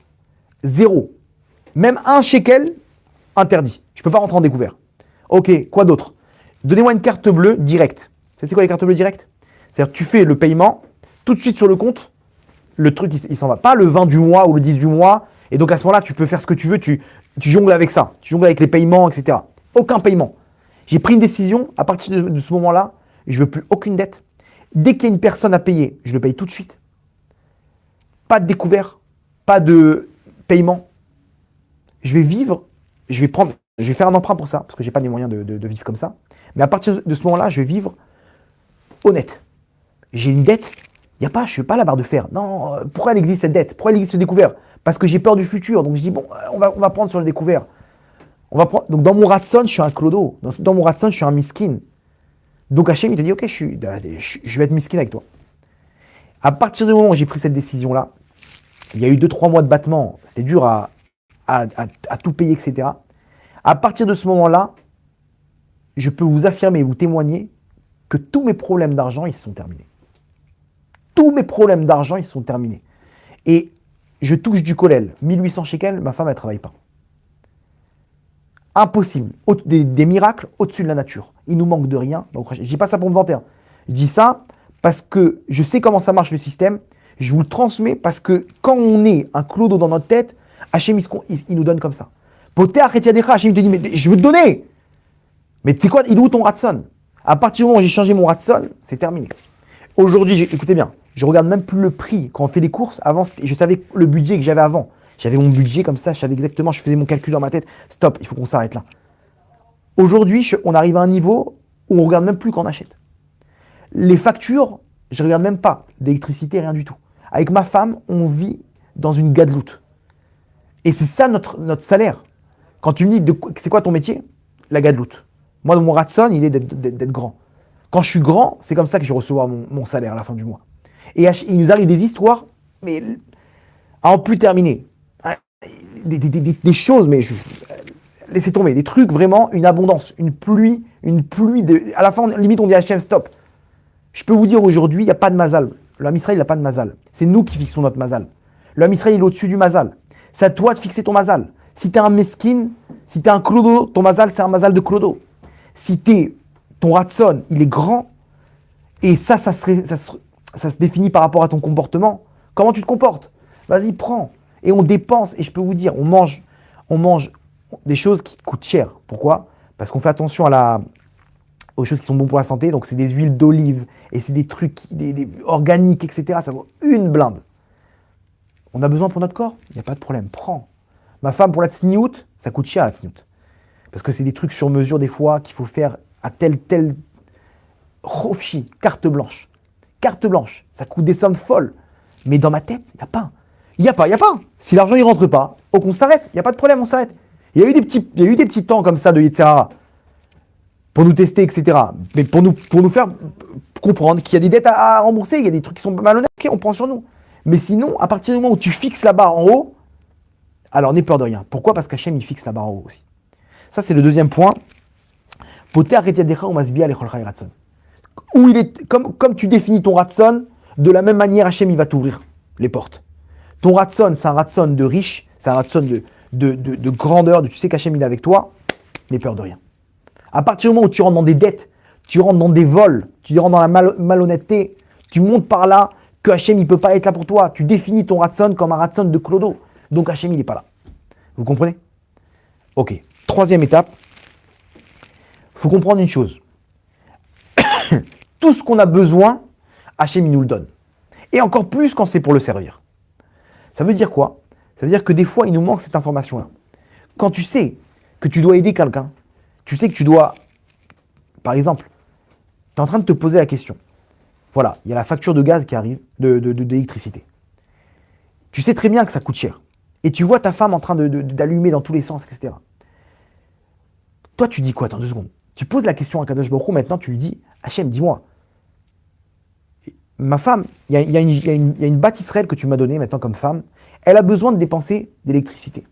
Elle a besoin d'acheter telle et telle chose à manger. Elle a besoin de s'habiller comme ça et comme ça, elle a besoin de tel et tel bijou.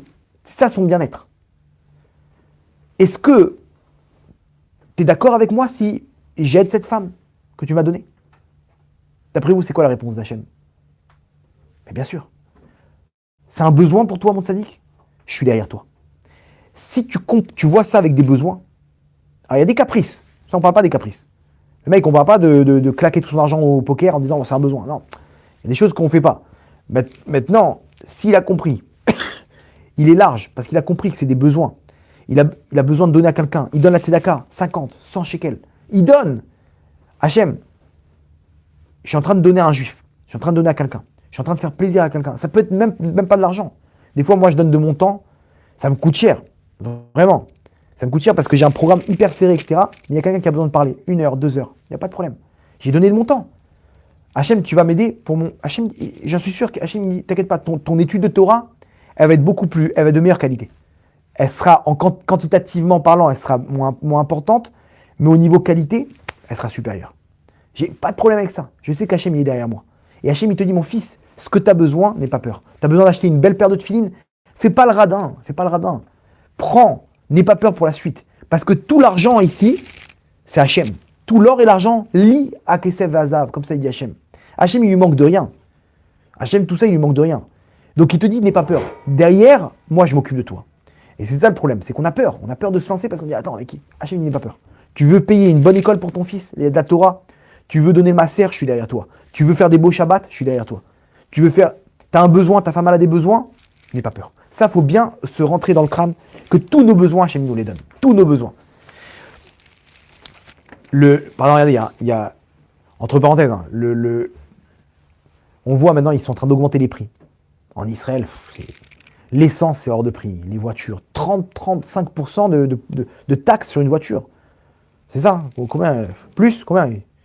Une voiture qui vaut 2000 € en France, ok, elle vaut 90 000 shekels ici. Hein, des trucs, des petites Kia, je sais pas, 5000 € en France. Vous savez que ça fait combien? Ça fait 20 000 shekels. Ici, elle valent 70 000 shekels, 60 000 shekels. C'est 3 prix. Mais l'essence, les machins, etc. Le mec, il insulte il est en train de mettre l'essence. Il est en train d'insulter toutes les Émirats Arabes Unis, là-bas, l'Arabie Saoudite, l'État d'Israël, les Lieberman. À quoi ça sert? À quoi ça sert? T'as un besoin, n'aie pas peur.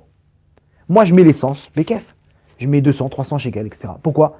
Parce que, mais qu'ils prennent toutes les taxes de la terre, à quoi bon? J'ai besoin de ça maintenant. Moi, je veux vivre en Israël, dans la terre de mes pères. Dans la terre d'Akadosh Baruch Hu. Akadosh Baruch Hu, ça va me coûter cher de vivre dans ta terre. T'as un problème avec ça? Tu peux. D'après vous, qu'est-ce qu'il répond Hachem à ça? Mon fils, aie confiance, n'aie pas peur, je suis derrière toi. Combien ça me fait mal des gens, ils veulent pas monter en Israël parce qu'ils ont peur de. Mais pars avec cette mentalité. Hachem, je pars en Israël, je ne sais pas comment je vais faire là-bas. Tu peux m'assurer mon futur? Mais bien sûr, parce qu'il n'y a pas plus grand besoin pour un juif d'arriver en terre d'Israël. C'est là-bas qu'il arrive c'est l'endroit géographique où il peut se connecter avec Hachem. Tu crois qu'Hachem il va te mettre des bâtons dans les roues? Il y aura des petits etc. C'est sûr. Combien ça me fait mal de voir des petits jeunes qui ne veulent pas se marier? Parce qu'ils disent mais comment je vais faire? Mais tu rigoles. À partir du moment où tu te maries, tu as un autre besoin. Donc ta part d'un ça, c'est pas la même. Et tout le monde peut confirmer ça. Une personne avant de se marier, c'est un clodo. Il vit à droite à gauche. Dès qu'il se marie, il devient stable. Premier enfant qui arrive, il vient avec son enveloppe. Deuxième enfant, il vient avec son enveloppe. Troisième enfant. Et le mec, il veut pas amener d'enfant parce qu'on peut pas faire. On n'a pas les moyens maintenant. Mais à partir du moment où tu as un besoin, tu as un enfant qui arrive, tu as les moyens qui suivent derrière. À partir du moment où tu te maries, tu auras les besoins de payer un loyer, de payer l'électricité, de payer tout ça. Donc, tu n'auras pas la même enveloppe tous les mois. Ça, faut bien se le rentrer dans le crâne. Il nous manque cette information. Quatrième élément. Ok. Quatrième élément. On récapitule avant d'amener le quatrième élément. Premier élément, on a dit comprendre que tout est prévu. Tu peux pas prendre. Attendez, avant ça. Tous les problèmes de malhonnêteté, etc., ils viennent du fait qu'on a peur du futur. On a peur du futur, donc il y a quelque chose qui crée cette radinerie, cette clipa, qui nous pousse à prendre les choses, même si elles sont malhonnêtes, même si elles ne sont pas cachées. Parce qu'on est en train d'expliquer maintenant, exactement. C'est par rapport au futur, comment toi tu fixes ton futur. Première solution, c'est quoi? À quoi ça sert de prendre dans le mauvais? Premièrement, dis-toi que ce que tu prends, c'est fixé déjà. À toi de choisir comment tu veux le prendre. Premièrement. Deuxièmement, on a vu qu'il y avait une équation entre ce qu'Hachem il donne, ok, par rapport à comment tu te comportes, quel est ton ratson, où est-ce que tu te places. À partir du moment où tu te places grand, tu reçois grand. À partir du moment où tu te places petit, tu reçois petit. Donc quand tu es en train de prendre quelque chose de façon malhonnête, tu es en train de dire à Hachem, Hachem, j'ai pas besoin de toi. Tu ne pourras pas m'aider dans le futur. Donc tu es petit. Si tu es petit, Hachem il est petit avec toi. Et donc les galères, elles commencent. Troisièmement, comprendre qu'Hachem il te donne tous tes besoins. Il t'a pas donné, t'as pas besoin. Ou que tu dois passer une période difficile. Mais ça vient réparer des avérotes, ça vient réparer d'autres choses, ça vient te faire comprendre que tu dois être droit avec ta femme ou avec d'autres choses, etc. C'est tout. À partir du moment où tu as compris, tout rentre dans l'ordre. Quatrième chose, comment tu donnes? Comment tu donnes? Dans tous les cas, tu vas la payer, la facture d'électricité. Mais est-ce que quand tu payes, c'est la guerre à la maison? Tout le monde se fait éclater, ok? Ou je la donne békef, je la donne tranquillement. J'ai pas besoin maintenant de m'énerver. À quoi ça sert de m'énerver? Comment tu te comportes quand tu donnes? Maintenant, tu es en train de donner à ta femme un vêtement, le mec il fait la tronche. Mais à quoi ça sert? Ouais, mais il y en a marre, ça fait 3 fois que tu as je sais pas combien de manteaux, et tu me pourris mon portefeuille, c'est à cause de toi qu'on a des problèmes d'argent. Pourquoi t'es lunatique? Pourquoi quand tu donnes, à la fin tu l'as acheté le manteau? Tu l'as acheté le manteau. Ok, pourquoi quand tu lui donnes, tu fais la tête? Tu fais des histoires. C'est toi qui me bouffe mon argent, c'est toi qui me vide mon argent, c'est toi qui me dépense tout. Dans tous les cas, tu dépenses et tu es en train de faire comment dire, le mchun. Pourquoi tu donnes avec. Pourquoi tu es constipé quand tu donnes? Donne Bekef, donne bien. Vous allez comprendre pourquoi. Quand il y a ces enfants, ils sont là en train de dépenser. Et papa, il me faut ça, il faut acheter ci. Ils ont des... Il est en train de râler, il est en train de râler. Dai, pourquoi tu râles? Arrête de râler. Qu'est-ce que tu veux, mon fils? Tu veux ça? Il n'y a pas de problème, prends. Avec le sourire, bien. Sois un soleil dans ton cœur. Quand tu as un soleil dans ton cœur, les gens, ils ont pas peur de toi. Ils sont là, ils sont bien, etc. Ils savent. Attention, tu peux dire les choses gentiment. Stop, regardez, le budget, il est un petit peu serré. Donc, vous avez carte blanche, mais on va devoir se limiter à tel niveau. Tu peux le dire gentiment. Mais pourquoi ça te ronge et à la fin, le mec, il explose et il fait un scandale à sa femme et un truc dans son bureau. Il est là, il fait la barre sur ça. Ah, non, prends pas ça, prends pas ci. Moi, on fait des trucs pour diffuser la Torah, etc. Dès qu'il y a un besoin, ok, il m'appelle, regardez, il faut qu'on achète telle et telle chose. Prenez le meilleur. Bien sûr, vas-y, allez-y. On n'est pas en train de discuter combien ça coûte. T'as besoin, prends. Il n'y a pas de combien ça coûte. C'est un besoin, on a besoin. Prends le meilleur. On a besoin de meilleur. Comme aujourd'hui, on devait acheter un disque dur pour pouvoir faire les cours, les mettre de côté. Ok, par contre, il faudra prendre pas de problème, prenez le disque dur. Il faudra prendre par contre un conséquent, quoi. C'est bon. Il n'y a pas de problème. Pourquoi? Parce que on a besoin. C'est pas sur mon compte. S'il y a un besoin, l'enveloppe, elle vient derrière. Vous comprenez? Nous, on a peur du futur. On a peur, donc on fait le coincé quand on paye. Quand on donne des quand on donne des choses autour de nous, notre femme, nos enfants, on a la rage, on a les nerfs. Mais donne des kefs, c'est normal, c'est cette clipa, ça vient de cette clipa. Mais brise cette clipa. Donne autour de toi. Donne, il y a des juifs, ils ont besoin. Donne-leur 100, 200 shekels. Donne c'est la kabekef, maaser, etc. Pourquoi? Parce que mesure pour mesure, comme tu donnes, Hachem il te donne. Tu as donné en râlant, Hachem il va te donner en râlant. Ça veut dire quoi? Ça veut dire que tu vas voir que ça va pas venir fluide. Ça va pas être là devant tes yeux. Ça va prendre du temps à arriver. Waouh, mais pourquoi Hachem? Parce qu'Hachem il est en train de râler quand il te donne, parce que toi-même tu râles. Toi-même tu as mal, donc Hachem, entre guillemets, il a mal de te donner. Tu sens que c'est dur pour Hachem. Il y a 1000 euros là, 500 euros là, 200 euros là. C'est bon Hachem, envoie 30 000 euros d'un coup. Parce que toi-même tu te comportes comme ça. Toi-même tu te comportes comme ça. Toi-même quand tu donnes, tu as du mal à donner. Dans tous les cas, tu donnes. Donc casse cette clipa. Parce que mesure pour mesure, quand tu donnes, bien, békef, avec le sourire, etc., il n'y a pas de problème. Tu viens, achète ce que tu veux, bien sûr. Tu es là au supermarché, allez, on y va. Faut pas faire non plus le fou. Le mec, il vient, il se met en l'air, il est endetté. Non, tu viens selon tes moyens, pas de problème. Mais même si tu peux pas avec le sourire. Avec le sourire. Et c'est comme ça que ça marche. Quand t'es large, quand t'es bien, etc., tu viens de décréter sur toi que Hachem, il va se comporter de la même manière. Moi, je vois les gens qui donnent leur maaser. Ils donnent leur maaser. La façon dont ils donnent le maaser, je sais très bien que ils vont pas voir les résultats tout de suite. Il y a écrit pour le maaser, Hachem il dit testez-moi que celui qui donne le maaser, il va s'enrichir. Aser bishvil shetit Asher, ok, donne le maaser afin de t'enrichir. À plus forte raison s'il donne 20%. Là, il est sûr de s'enrichir. Ah, pourtant, on voit qu'il y a des gens qui donnent leur maaser qui ne s'enrichissent pas. Vous savez pourquoi? Parce que ça dépend comment tu donnes ton maaser. Quand tu donnes ton maaser en disant Hachem, vas-y, viens, on va voir comment tu vas me payer. Comment tu vas m'enrichir. Et ils attendent. Attends, il est où là, Hachem, là? Tu es en train de donner ton maaser de la mauvaise manière. Donne des kefs, Hachem, quand tu veux. Je donne le maaser, Hachem, parce que toi, tu m'as demandé, parce qu'il y a des pauvres sur terre, il y a des gens qui ont besoin, la Torah, etc. Je donne mon maaser. Pour toi, Hachem. Ah, mais je vais t'enrichir derrière. Ok, d'accord, il n'y a pas de problème. Quand tu veux, Hachem. Il donne Bekef son maaser. J'ai comme ça quelqu'un proche de ma famille. Il venait hyper mignon. Il me donnait son maaser. Il me donnait 50 euros de maaser. Ok. Maintenant, il me donnait avec le cœur. Il s'excusait, il me disait, voilà, c'est mon maaser, etc. Et 52 euros, il me donnait comme ça, au centime près. Il me dit, c'est mon maaser. Je suis désolé, c'est un peu miskin, etc. Mais Mais je dis, on est pas, tu crois que je dépends, il n'y a pas de problème, t'inquiète pas. Il me disait comme ça, il me dit, moi, je veux ta Torah.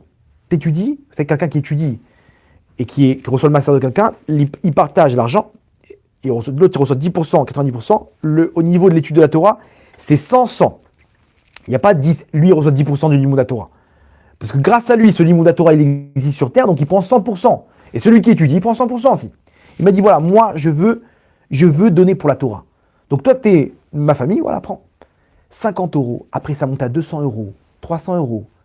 Hop, des fois, il venait, il était hyper content. Il disait, regarde, je suis content, 700 euros. Ah, il était content, il savait que j'ai une famille maintenant, avec des enfants, qui vont se nourrir, qui vont faire un bon Shabbat, etc. Il n'était pas en train de demander à Hachem, t'as vu, 700 euros là, hein. Le cœur pur, comme ça, vas-y Hachem. Il était hyper content. Il a ouvert sa boutique. Donc imaginez où ça l'a amené ce masser. Il a ouvert sa boutique. Et aujourd'hui, il a ouvert une deuxième boutique. Et je peux vous dire que ces massers, c'est des gros massers. Ok? Je le vois, j'ai vu l'évolution sur 2-3 ans. Aujourd'hui, il a ouvert sa deuxième boutique. Et Hachem, il le gâte. Pourquoi? Parce que lui-même, quand il donne, il gâte. Il n'y a pas de limite. Hachem, il est no limite avec lui. Et vous allez voir qu'il va continuer. Encore troisième boutique, quatrième boutique. Pourquoi? Parce que c'est comme ça. Quand il donne, il a le cœur large. Il n'attend pas en retour. Donc Hachem, tout de suite, il enrichit. Tout de suite, il enrichit. Il n'y a pas de problème, mon fils. Prends. Il n'est pas en train de tester Hachem. Hachem dit, tu peux me tester. Mais sache une chose, c'est que si tu commences à fermer ton cœur et à commencer à faire le lourd, Hachem, alors c'est où? Elle est où l'argent là? Je vais dire, ok, il va arriver l'argent, mon salut, t'inquiète pas, il va arriver, mais il va arriver. Il va mettre du temps à arriver.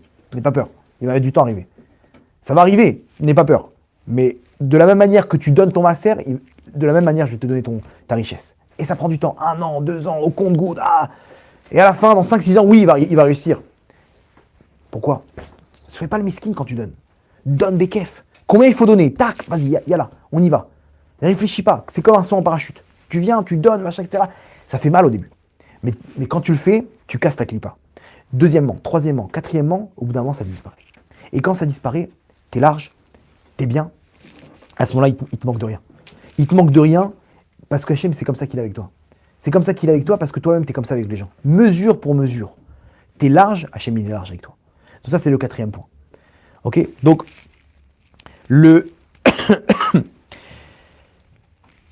ça, on le voit dans la paracha.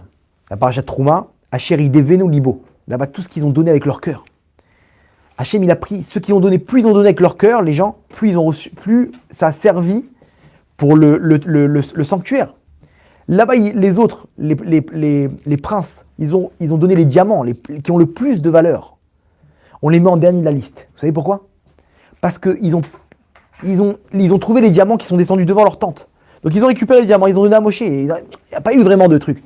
Par contre, le juif lambda, là-bas classique, il a sorti de ses tripes l'argent. Et il est venu avec de tout son cœur. Hachem, voilà, tiens, je veux pour ton temple, pour ton sanctuaire, Hachem. Ceux-là, je les mets en premier.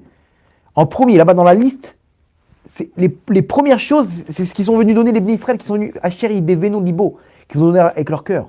Regardez comme on a réussi à réunir la parashat Mishpatim, qui parle de combien il faut être honnête, combien il faut être droit, parce que c'est comme ça que ta parnassa, elle vient. Elle vient selon ton honnêteté. Et d'un autre côté, on a réussi à réunir la parashat Trouma de cette semaine, où là-bas on voit combien il faut avoir le cœur pur pour donner. Quand tu as le cœur pur pour donner, Hachem derrière, il te donne. Il te donne. Et à ce moment-là, tu es sauvé de toute malhonnêteté. Parce que tu vois qu'Hachem te donne, tu n'as pas besoin de prendre ce qui ne t'appartient pas. Parce que il te manque de rien. Il te manque de rien. Donc sois large. Et à ce moment-là, Hachem, il va te faire des miracles au-dessus de la nature. Des miracles au-dessus de la nature. On va finir avec une petite histoire. Une histoire personnelle qui m'est arrivée. J'ai eu des trucs incroyables. Un jour, ma femme, depuis le mariage, on avait une machine à laver, 5 kilos. Bon, après, les enfants, ils ont commencé à arriver, et 5 kilos, tu peux plus la mettre. Le linge, il commence à grossir, et elle galérait pour étendre le linge, etc. Je me retrouve avec une somme d'argent. J'ai dans ses mains une somme d'argent conséquente que je reçois de quelqu'un qui me dit, tiens, maintenant, moi, dans ma tête, j'ai 2 choix. Je me dis, écoute, va mettre dans ton compte en banque, ok, il y aura sûrement des dépenses à faire. Et d'un autre côté, il y a un besoin, que je vois ma femme galérer, la pauvre, avec des machines sur machines sur machines et étendre le linge. Je me dis, cette somme-là, je peux lui acheter une machine à laver de 9 kilos, 10 kilos, 11 kilos. En une machine, elle fait ce qu'elle faisait en 3 machines. Et un sèche-linge. Ok? Mais d'un autre côté, cet argent, on en a besoin. On a des dettes. On a besoin pour des courses, des machins. À l'époque, c'était pour moi un choix. Ça vous fait peut-être rire, etc. Mais à l'époque, c'était pour moi quelque chose de grand. Qu'est-ce que je fais? Je suis venu, j'avais ce Yetzara en moi. J'ai dit, ok, je vais y aller sans réfléchir. Je vais entrer dans le premier magasin, je vais prendre ce qu'il faut. Je suis arrivé, j'ai dit, ok, voilà mon budget, comment il est. Ok, donnez-moi ça et ça. Pas de problème. Ma femme, elle sort, j'arrive, je fais venir le truc, je lui fais la surprise. Elle rentre comme ça, elle arrive là-bas dans la pièce où il y a le truc. Elle voit une machine comme ça, Samsung, machine à laver Samsung, 9 kilos. Au-dessus, elle voit le sèche-linge. Je dis, mais qu'est-ce que t'as fait? Mais comment t'as fait? C'est quoi ça? Ah, elle était hyper contente. Imaginez pour elle, où est sa tête. Pour elle, c'est le Gan Eden. C'est un monde pour une femme de passer de waouh, elle est hyper contente, etc. Mais je lui expliquais, je dis, regardez, j'ai reçu une somme. Le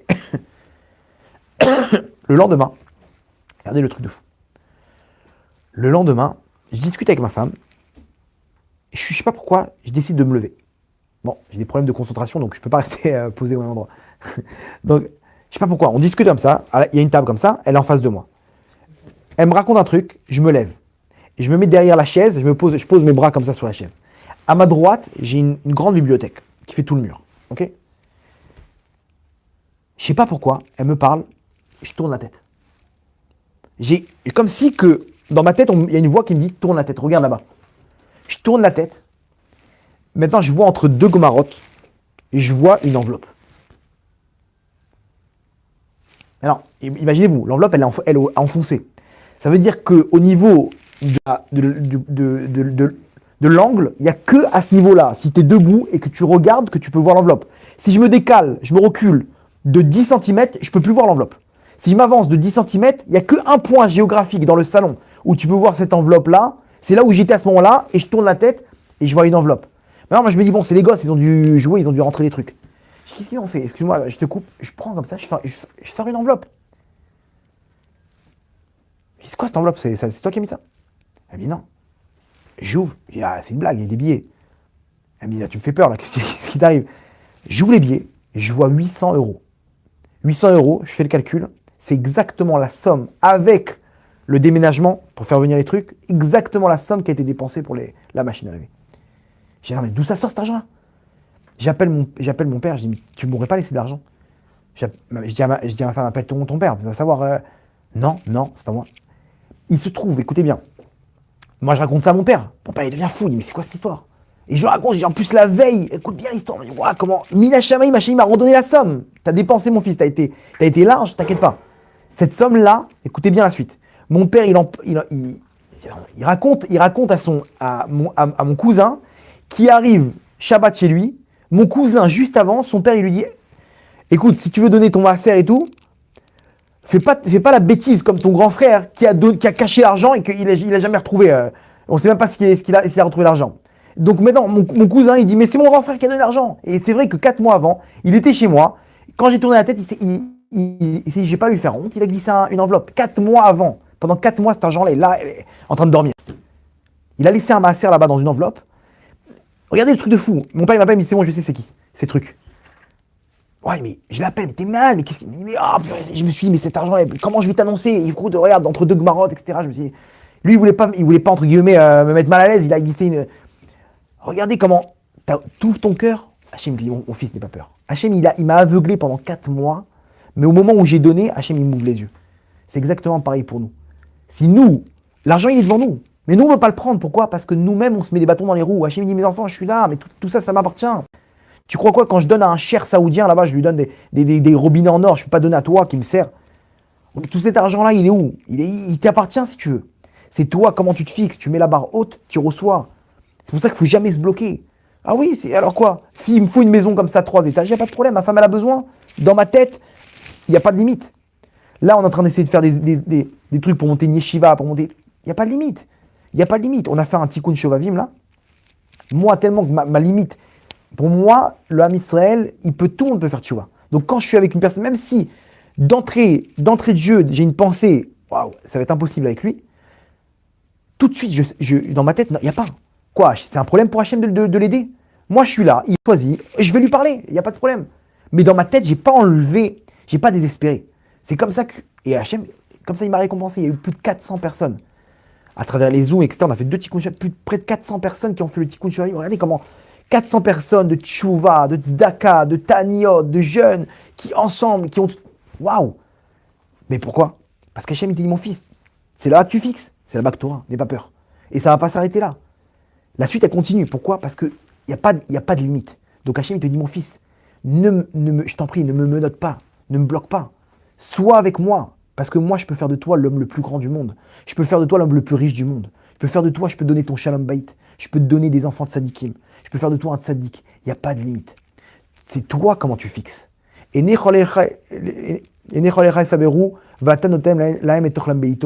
si tes yeux ils sont vers moi, Hachem il te dit, je te donnerai ta parnassa en son temps. Donc ça ne sert à rien de demander le loto à Hachem. Parce que quand on demande le loto à Hachem, qu'est-ce qu'on dit à Hachem? On dit Hachem, sors de ma maison. J'ai pas besoin de toi. J'ai besoin que tu me donnes maintenant pour les 50 prochaines années. Faut jamais prier pour ça. Faut même pas jouer au loto. Faut dire Hachem, donne-moi Bérévar. Hachem dit mon fils, il n'y a pas de problème. Et ça, c'est dans tes actes. À partir du moment où tu es honnête, à partir du moment où tu es grand dans ton cœur, tu es dans ton ratson, Hachem il est grand avec toi. Donc il est ratson qu'Hachem puisse nous sortir de cette clipa. Et si on arrive à appliquer ça, vous allez voir que l'argent, c'est plus un problème. Les gens qui ont appliqué ça, et je peux vous le dire sur mon cas, aujourd'hui, je ne m'inquiète plus de la part de ça. C'est derrière moi. Pourquoi? Parce que j'ai pris une décision, que c'est terminé. J'allais plus m'inquiéter de ça. Donc automatiquement, Hachem est avec moi. Donc vraiment, prenez ça à cœur, appliquez-le. Appliquez-le parce que c'est la plus grande parnassa qu'on puisse vous donner, c'est d'appliquer ça, d'être grand dans sa tête. Et quand on est grand dans sa tête, alors Akadosh Baruch Hu, il est grand avec nous. Et quand on a la émouna qu'Akadosh Baruch Hu, il peut délivrer le Ham Israël, Begadlout, Berachamim Gdolim, et sans qu'un seul cheveu du Ham Israël il tombe par terre, alors Hachem il le fera. Parce que si on a ça dans notre tête, on influence dans les mondes d'en haut. Et Hachem il te dit, puisque toi tu y as pensé, alors je le fais.